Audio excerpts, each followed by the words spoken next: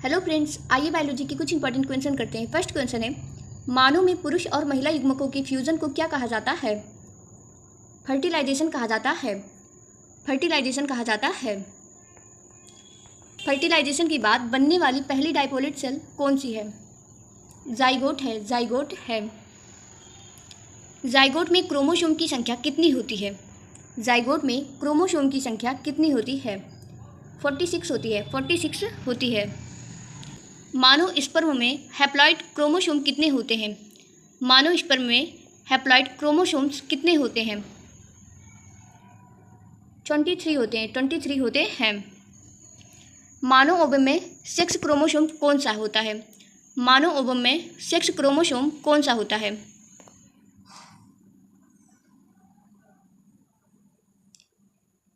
केवल यक्स होता है। केवल यक्स होता है। मानव स्पर्म में सेक्स क्रोमोसोम कौन सा हो सकता है? मानव स्पर्म में सेक्स क्रोमोसोम कौन सा हो सकता है? केवल वाई। केवल वाई हो सकता है। बच्चे के लिंग निर्धारण मुख्यतः किससे होता है? बच्चे के लिंग निर्धारण मुख्यतः किससे होता है? स्पर्म से होता है। स्पर्म से होता है। एक्स एक्स क्रोमोसोम कॉम्बिनेशन समानता किससे संबंधित है? फीमेल से संबंधित है। फीमेल से संबंधित है। एक्स वाई क्रोमोसोम कॉम्बिनेशन समानता किससे संबंधित है? मेल से संबंधित है। मेल से संबंधित है। इम्प्लांटेशन समानता कहाँ होती है? इम्प्लांटेशन समानता कहाँ होती है? यूरेटीन इंडोमेट्रियम में होती है। यूरेटीन इंडोमेट्रियम में होती है। मोलूरा में समानता कितनी ब्लास्टोमेयर होती है? मोलूरा में समानता कितनी ब्लास्टोमेयर होती हैं? 8 से 16 होती हैं। ब्लास्टोसिस्ट का कौन सा भाग यूट्रस की वाल से जुड़ने में महत्वपूर्ण है? ब्लास्टोसिस्ट का कौन सा भाग यूट्रस की वाल से जुड़ने में महत्वपूर्ण है? टॉर्पोब्लास्ट। टॉर्पोब्लास्ट। भ्रूण के 3 जर्म लेयर कौन से हैं? राइट आंसर है इंडोडर्म, इक्टोडर्म, मीसोडर्म, इंडोडर्म। भ्रूण के 3 जर्म लेयर कौन से हैं? Ectoderm, mesoderm, endoderm. Nervous system का विकास मुख्यतः किस जर्म लेयर से होता है? नर्वस सिस्टम का विकास मुख्यतः किस जर्म लेयर से होता है? इक्टोडर्म से होता है। इक्टोडर्म से होता है। ब्लड और मसल्स का विकास मुख्यतः किस जर्म लेयर से होता है?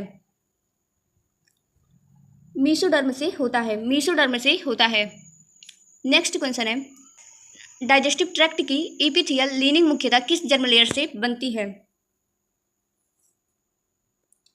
इंडोडर्म लेयर से बनती है। इंडोडर्म लेयर से बनती है। प्लेसेंटा का निर्माण मुख्यतः किन टिश्यू के इंटरेक्शन से होता है? टॉर्पोब्लास्ट और मैटरनल यूरेटीन टिश्यू के इंटरेक्शन से होता है। टॉर्पोब्लास्ट और मैटरनल यूट्रिन के टिश्यू से। टॉर्पोब्लास्ट और मैटरनल यूट्रिन टिश्यू से होता है। प्लेसेंटा से माँ और भ्रूण के बीच किसका आदान प्रदान होता है? प्लेसेंटा से माँ और भ्रूण के बीच किसका आदान प्रदान होता है? न्यूट्रिएंट्स और गैसेस का आदान प्रदान होता है। भ्रूण को माँ के ब्लड से ऑक्सीजन किस संरचना के माध्यम से मिलती है? प्लेसेंटा। प्लेसेंटा के माध्यम से मिलती है। नेक्स्ट क्वेश्चन है, गर्भावस्था के दौरान एचसीजी का एक प्रमुख कार्य क्या है? गर्भावस्था के दौरान एचसीजी का एक प्रमुख कार्य क्या है? कॉर्पस ल्यूटियम को बनाए रखना। कॉर्पस ल्यूटियम को बनाए रखना। प्रेगनेंसी टेस्ट समानता किस हार्मोन की पहचान करता है? प्रेगनेंसी टेस्ट समानता किस हार्मोन की पहचान करता है? एचसीजी हार्मोन की पहचान करता है। एचसीजी हार्मोन की पहचान करता है। पार्टल्यूटियन का अर्थ क्या है? पार्टल्यूटियन का अर्थ क्या है?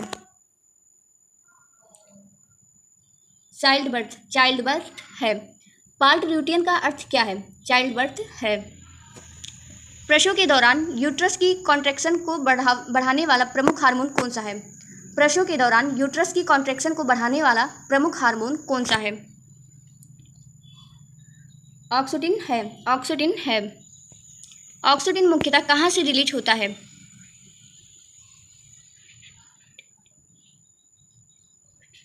पोस्टीरियर पिट्यूटरी से रिलीज होता है। मिल्क इजेक्शन रिफ्लेक्स को कौन सा हार्मोन नियंत्रित करता है?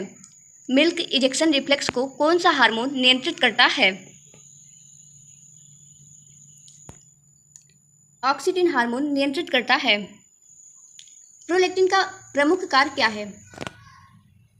मिल्क प्रोडक्शन को स्टिम्युलेट करना। मिल्क प्रोडक्शन को स्टिम्युलेट करना। मेनोपॉज का अर्थ क्या है? मेंस्ट्रुअल साइकिल का अस्थायी रूप से समाप्त होना। मेंस्ट्रुअल साइकिल का अस्थायी रूप से समाप्त होना। मेनोपॉज सामान्यतः किस अवस्था में होता है? मेनोपॉज सामान्यतः किस अवस्था में होता है? मिडिल एज के आसपास होता है। मिडिल एज के आसपास होता है। प्यूबर्टी के दौरान रिप्रोडक्टिव ऑर्गन की मैच्योरिटी मुख्यतः किसके कारण होती है? सेक्स हार्मोन के कारण होती है। सेक्स हार्मोन्स के कारण होती है। लास्ट क्वेश्चन है, मानव रिप्रोडक्टिव साइकिल के रेगुलेशन में हाइपोथैलेमस कौन सा हार्मोन रिलीज करता है?